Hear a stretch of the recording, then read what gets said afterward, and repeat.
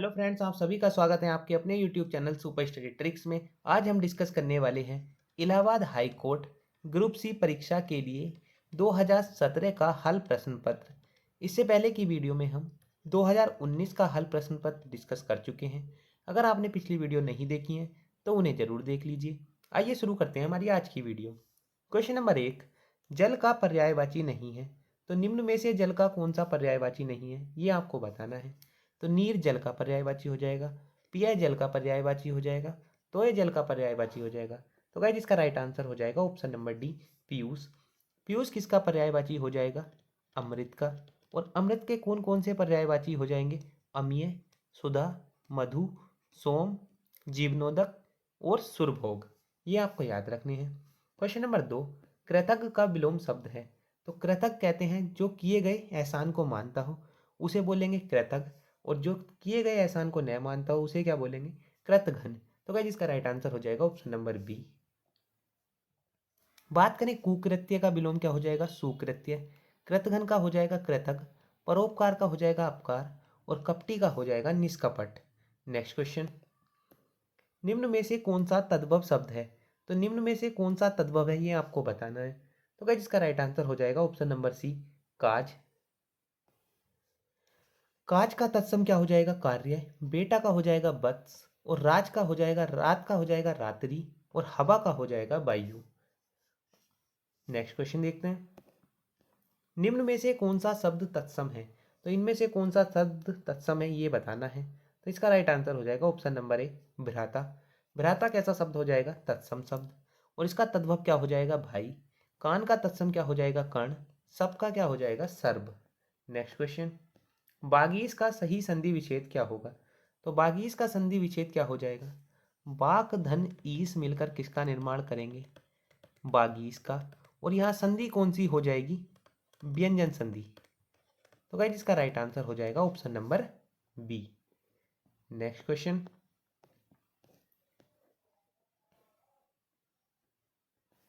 Question number 6, जो किए गए उपकार को मानता हो उसके लिए एक शब्द आपको बताना है। तो किए गए उपकार को मानने वाला क्या कहलाएगा? कृतज्ञ। और न मानने वाला क्या कहलाएगा? कृतघ्न। तो गाइस इसका राइट आंसर हो जाएगा ऑप्शन नंबर सी, किए गए उपकार को मानने वाला कृतज्ञ, किए गए उपकार को न मानने वाला कृतघ्न। यहाँ भी न आया है, इस ट्रिक से भी आप याद कर सकते हैं, यहाँ भी न है और कृतघ्न में भी न है। दया करने वाला दयालु और जिसका कार्य सिद्ध हो गया हो कृतार्थ। नेक्स्ट क्वेश्चन, दोहरा लाभ अर्थ के लिए सही लोकोक्ति है। तो दोहरा लाभ अर्थ के लिए सही लोकोक्ति कौन सी हो जाएगी? आम के आम और गुठलियों के दाम। तो गाइस इसका राइट आंसर हो जाएगा ऑप्शन नंबर डी, आम के आम गुठलियों के दाम। इसका अर्थ हो जाएगा दोहरा लाभ। अंधे के हाथ बटेर लगना, बिना प्रयास के बड़ी वस्तु पाना, भागते भूत की लंगोटी ही सही, जो मिल जाए वही काफी, अंत भला तो सब भला, परिणाम अच्छा होने पर सब कुछ अच्छा होता है। बेइज्जत करना अर्थ के लिए सही मुहावरा है। तो इसके लिए राइट आंसर कौन सा हो जाएगा? ऑप्शन नंबर सी, पगड़ी उछालने का अर्थ क्या हो जाएगा? बेइज्जत करना। लिंग की दृष्टि से अशुद्ध वाक्य है। तो लिंग की दृष्टि से आपको अशुद्ध वाक्य बताना है। मोटा या आदमी आया है। लिंग की दृष्टि से अशुद्ध कौन सा हो जाएगा? तो यहाँ अशुद्ध तो पहला भी वाक्य अशुद्ध है। मोटा सा आदमी आया, या की जगह क्या होना चाहिए? यहाँ सा। आपकी चरित्र अच्छी है की जगह क्या होना चाहिए? आपका चरित्र अच्छा है। तो गाइस इसका राइट आंसर हो जाएगा ऑप्शन नंबर बी। और यहाँ वाक्य में ए में भी गलती दी हुई है, ये भी आप देख सकते हैं। नेक्स्ट क्वेश्चन, क्वेश्चन नंबर 10, वचन की दृष्टि से अशुद्ध वाक्य है। तो वचन की दृष्टि से कौन सा अशुद्ध हो जाएगा? ऑप्शन नंबर डी, उसका प्राण निकल गया। प्राण कैसा शब्द का प्रयोग किस में किया जाता है? हमेशा बहुवचन में। तो वाक्य होना चाहिए उसके प्राण निकल गए। नेक्स्ट क्वेश्चन, क्वेश्चन नंबर 11, राजा ने ब्राह्मण को धन दिया वाक्य के रेखांकित पद में कारक है। तो राजा ने ब्राह्मण को दान दिया। जब भी कोई चीज किसी को भेंट में दी जाए या दान में दी जाए तो वहां कौन सा कारक होता है? संप्रदान कारक। ये आपको याद रखना है। अपादान के लिए आपको तीन शब्द याद रखने हैं। अगर किसी वाक्य में तुलना, अलगाव या भय की स्थिति हो, तुलना, अलगाव या भय की स्थिति हो, तो वहां कौन सा कारक होगा? अपादान कारक। नेक्स्ट क्वेश्चन, निम्न में से कौन सा वाक्य भूतकाल का है? तो इसमें से आपको भूतकाल का वाक्य बताना है। यदि वह जाता तो मैं भी जाता। तो किस तरह का वाक्य हो जाएगा? भूतकाल का। गाइस इसका राइट आंसर हो जाएगा option number A. Next question, किस वाक्य में वर्तनी संबंधी अशुद्धि है? इस बार अंतर्यामी है, तो यह बिल्कुल सही वाक्य है। उज्जवल चांदनी में सैर कर आनंद आता है, तो इसका क्या होना चाहिए? यहाँ वर्तनी में किस में अशुद्धि है? उज्जवल में। उज्जवल शुद्ध तरीके से किस तरीके से लिखा जाएगा, एक बार देख लेते हैं। तो उज्जवल में होता है जय दोनों बार आधा, ये आपको याद रखना है। निम्न में अनेकार्थी शब्द कौन सा है? तो इनमें से अनेकार्थी शब्द आपको बताना है। इसका राइट आंसर हो जाएगा ऑप्शन नंबर डी, गुरु। गुरु के कौन कौन से अनेकार्थी शब्द अर्थ हो जाएंगे? आचार्य, बड़ा और दीर्घ। जिसे जीता न जा सके वाक्यांश के लिए एक शब्द है, तो जिसे जीता न जा सके उसे क्या बोलेंगे? अजय। तो गाइस इसका राइट आंसर हो जाएगा ऑप्शन नंबर, जिसे जीता न जा सके उसे क्या बोलेंगे? अजय। और इसमें अजय किसी में भी नहीं दिया है, तो इसका राइट आंसर इसमें है नहीं। आइए देख लेते हैं।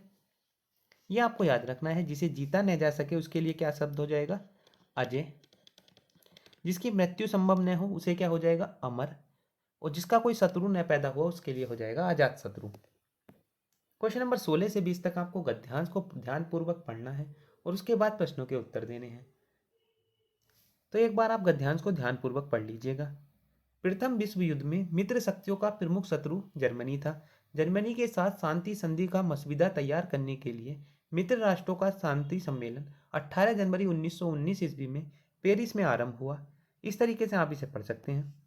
आइए हम क्वेश्चन देखते हैं। मित्र शक्तियों का प्रमुख शत्रु कौन था? तो मित्र शक्ति का प्रमुख शत्रु कौन सा हो जाएगा? Option number C, Germany. मित्र राष्ट्रों का शांति सम्मेलन कहाँ हुआ? तो यह हुआ है फ्रांस में। Option number B. शांति सम्मेलन के समय संयुक्त राज्य अमेरिका का राष्ट्रपति कौन था? Option number D, Wilson. Next question, Germany के आत्मसमर्पण का मुख्य आधार था। तो जर्मनी के आत्मसमर्पण का मुख्य आधार क्या हो जाएगा? विल्सन के 14 सूत्र। एक बार आप गद्यांश को ध्यानपूर्वक पढ़ लीजिएगा। विल्सन की घोषणा में क्या शामिल नहीं था? तो इसका राइट आंसर हो जाएगा option number D. Next question, सुवर्ण सुवर्ण को खोजत फिरत कभी व्यभिचारी चोर। सुवर्ण को खोजत फिरत कभी व्यभिचारी चोर पंक्ति में कौन सा अलंकार है? तो यहाँ कौन सा अलंकार हो जाएगा? ऑप्शन नंबर सी, श्लेष अलंकार। श्लेष के अर्थ की बात करें तो इसका अर्थ क्या होता है? चिपकाना। जब कोई शब्द किसी वाक्य में एक बार आए परंतु उसके अर्थ अलग अलग हो तो वहां कौन सा अलंकार होता है? श्लेष अलंकार। नेक्स्ट क्वेश्चन देखते हैं। उपमेय में उपमान का निषेध रहित आरोप हो तो वहां कौन सा अलंकार होता है? जहां उपमेय में उपमान का निषेध रहित आरोप हो तो वहां कौन सा अलंकार हो जाएगा? वहां हो जाएगा रूपक अलंकार। जहां उपमेय में उपमान का निषेध रहित या भेद रहित आरोप हो तो वहां हो जाएगा रूपक अलंकार। तो गाइस इसका राइट आंसर हो जाएगा option number B. Question number 23, विभत्स रस का स्थायी भाव क्या है? तो विभत्स रस का स्थायी भाव क्या हो जाएगा? जुगुप्सा। बात करें श्रृंगार रस के स्थायी भाव की तो हो जाएगा रति या प्रेम। करुण रस का हो जाएगा शोक। हास्य रस का हो जाएगा हास। वीर रस का हो जाएगा उत्साह। रौद्र रस का क्या हो जाएगा? क्रोध। ये सभी रसों के आपको स्थायी भाव याद रखने हैं। रौद्र रस का क्या हो जाएगा? क्रोध। विभत्स रस का क्या हो जाएगा? जुगुप्सा, गिलानी या घृणा। भयानक रस का हो जाएगा भय। अद्भुत रस का हो जाएगा विस्मय या आश्चर्य। शांत रस का आपको याद रखना है, मोस्ट इंपॉर्टेंट, कई बार पूछा गया है। तो शांत रस का हो जाएगा निर्वेद या वैराग्य। नेक्स्ट क्वेश्चन, भाव जिसके हृदय में रहते हैं उसे क्या कहते हैं? तो उसे बोला जाता है आश्रय। तो गाइस इसका राइट आंसर हो जाएगा ऑप्शन नंबर ए, आश्रय। नेक्स्ट क्वेश्चन, दशानन में कौन सा समास है? तो दशानन में हो जाएगा बहुव्रीहि समास। 10 है आनंद जिसके, अर्थात रावण। तो गाइस इसका राइट आंसर हो जाएगा ऑप्शन नंबर सी, दशानन में हो जाएगा बहुव्रीहि समास। नीला है जो कमल, कर्मधारय समास। ऋण से मुक्त, तत्पुरुष समास। 4 राहों का समूह, द्विगु समास। आइए अब हम देखते हैं जीएस का पार्ट।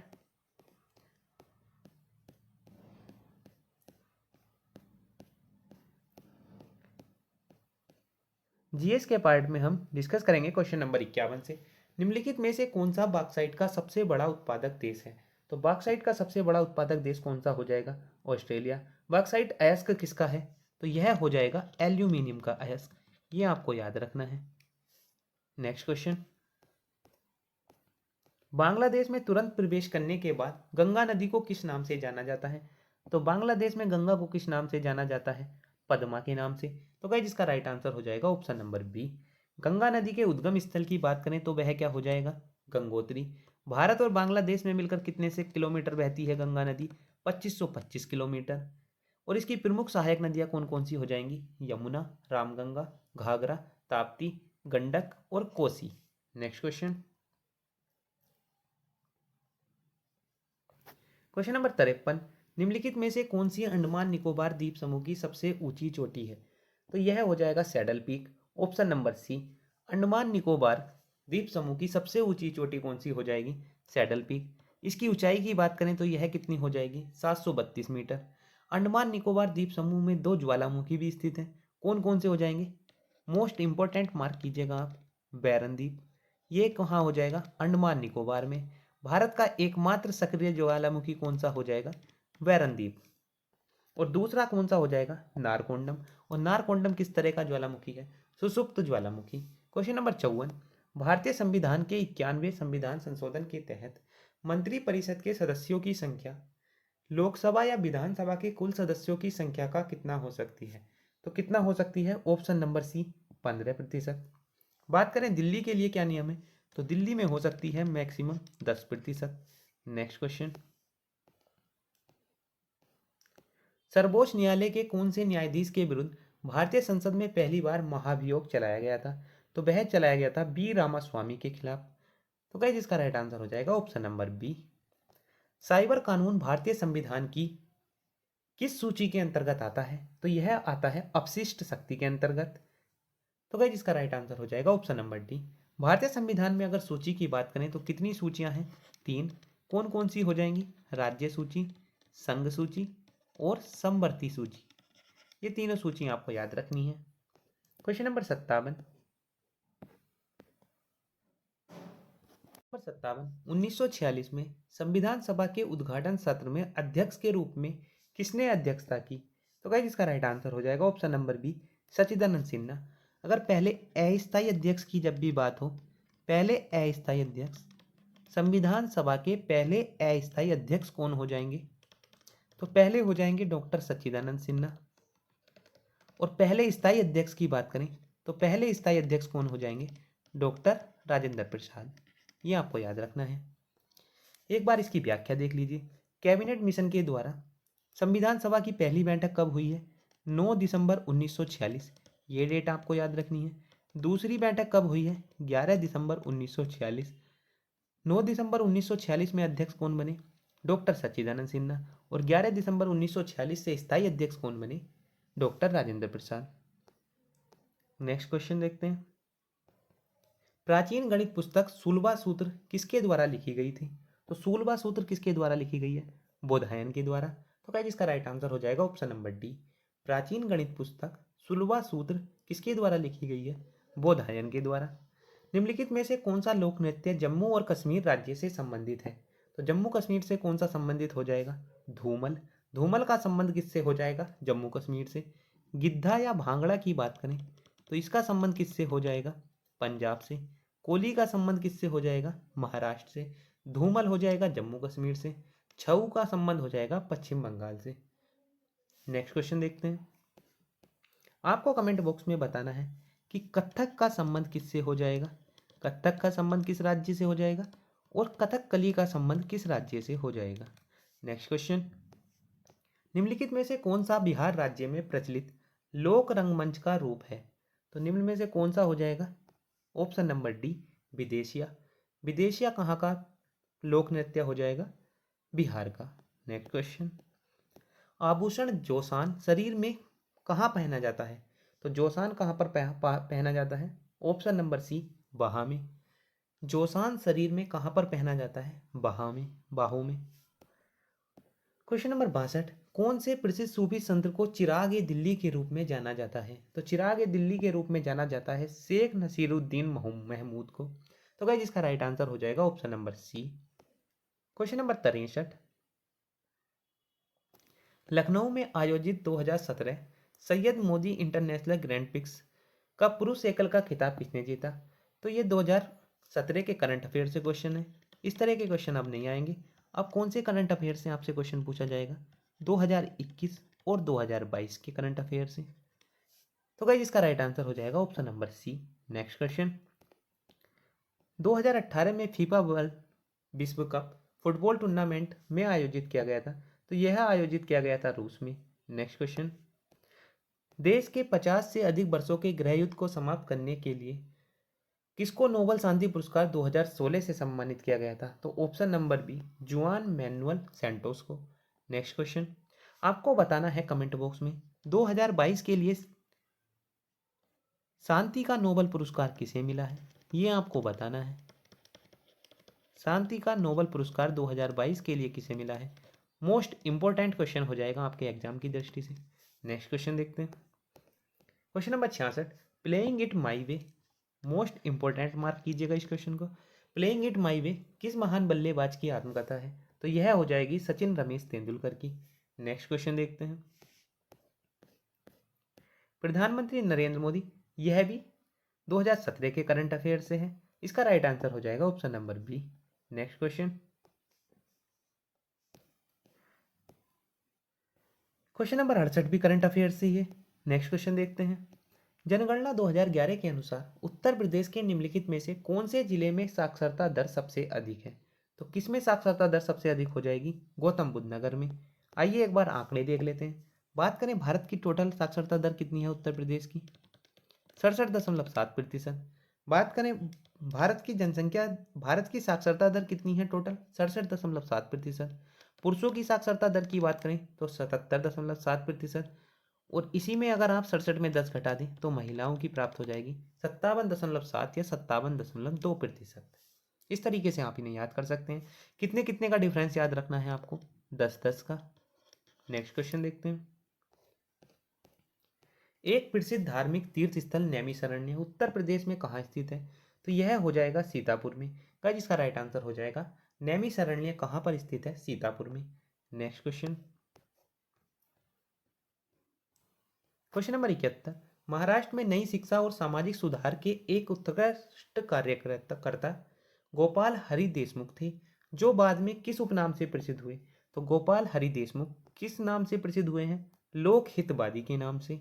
नेक्स्ट क्वेश्चन, कौन से मुगल सम्राट को जिंदा पीर माना जाता है? तो जिंदा पीर किसको माना जाता है? औरंगजेब को। तो गाइस इसका राइट आंसर हो जाएगा ऑप्शन नंबर बी। बात करें बाबर की, तो बाबर को क्या माना जाता है? मुगल साम्राज्य का संस्थापक। शाहजहां को माना जाता है स्थापत्य शैली का जनक। जहांगीर की बात करें तो जहांगीर को माना जाता है चित्रकला का जनक। और अकबर को क्या माना जाता है? एक उदारवादी मुगल सम्राट। कौन सा धर्म चलाया था इसने? दीन इलाही। नेक्स्ट क्वेश्चन, एक मुस्लिम राष्ट्रीय विद्वान थे, तो निम्न में से कौन एक मुस्लिम राष्ट्रीय विद्वान थे जिन्होंने काहिरा में शिक्षा प्राप्त की और अपने अखबार अल हिलाल का प्रकाशन किया और राष्ट्रीय नेता बने थे? तो इसका राइट आंसर हो जाएगा मौलाना अबुल कलाम आजाद। अल हिलाल और अल बिलाग किसकी पत्रिका समाचार पत्र हो जाएंगे? मौलाना अबुल कलाम आजाद के।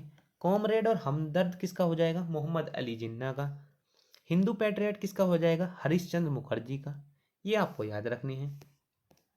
कौन से अधिनियम के विरुद्ध 1919 में गांधी जी ने सत्याग्रह सभा का प्रारंभ किया था और जिसके सदस्यों ने इस अधिनियम की अवज्ञा करने के लिए वचन लिया था? तो गाइस इसका राइट आंसर हो जाएगा option number B, Rowlatt Act अधिनियम। कब का अधिनियम अधिनियम है यह? 1919 का। इसी को क्या कहा गया है? काला कानून। बिना अपील, बिना दलील और बिना वकील का कानून किसे कहा गया है? रोल एक्ट को। Next question, question number 75, Khan Abdul Ghaffar Khan के नेतृत्व में पठानों ने खुदाई खिदमतगार समाज की स्थापना की थी, जिसे लोकप्रिय रूप से किस नाम से जाना जाता है? तो इसे लाल कुर्ती दल के नाम से जाना जाता है। खान अब्दुल गफ्फार की बात करें तो इनका नाम क्या हो जाएगा? सीमांत गांधी के नाम से इनको जाना जाता है। तो गाइज इसका राइट आंसर हो जाएगा ऑप्शन नंबर सी, लाल कुर्ती दल। तो गाइज कैसी लगी हमारी वीडियो, हमें कमेंट बॉक्स में ज़रूर बताइएगा। और वीडियो अच्छी लगी हो तो वीडियो को लाइक और चैनल को सब्सक्राइब करना मत भूलना। Thank you friends.